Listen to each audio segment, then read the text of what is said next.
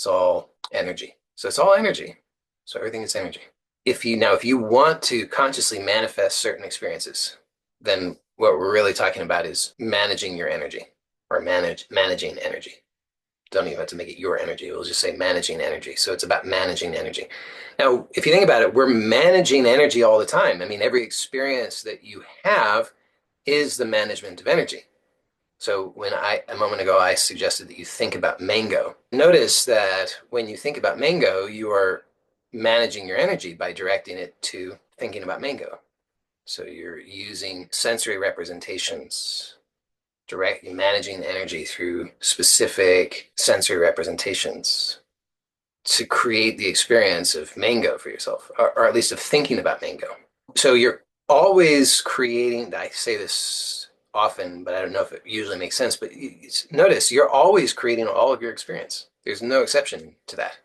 It's just that most of that is happening unconsciously. So every experience that you have is actually fundamentally, we could call it a subjective experience because it's all experienced through your five senses. Imagine that you were actually holding a mango now. Imagine that you were cutting the mango open. Imagine that you were eating the mango. But imagine that. So now, if that was true, if it was happening apart from your imagination, how would you know about it? And you would know about it in the same way that you can know about imagining it, right? You would still know about it because you would be sensing it. It's still being known through your senses. So whether or not there is an objective reality, your experience of it is subjective. You don't actually have an experience. You can't have an objective experience. I could be mistaken about that. If I ever discover that I'm wrong about that, I'll let you know. But thus far, I have not figured out how to have an objective experience.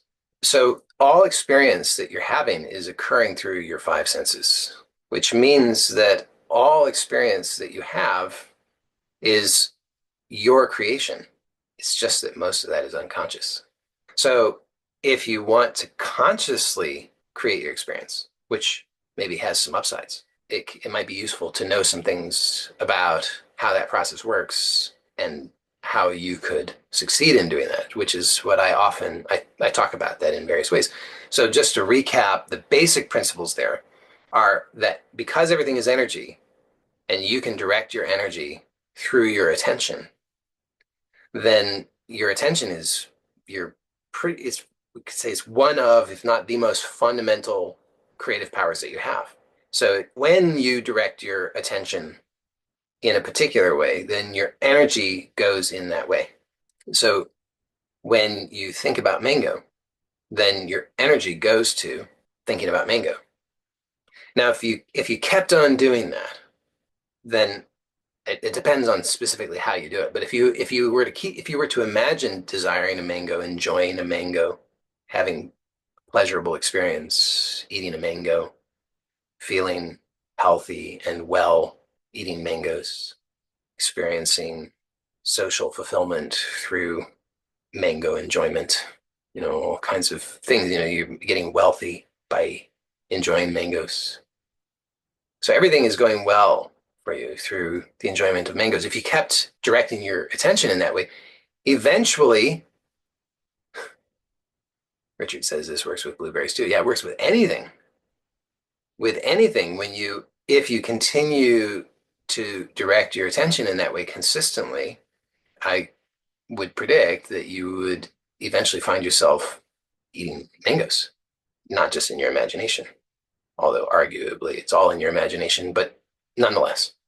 So that's kind of how that works. Of course, you probably aren't going to consistently sustain your attention on that for a variety of reasons. I mean, most of you don't have enough motivation to do so. You're not that interested in mangoes for wealth and social fulfillment and so forth. It's like that's just not your thing.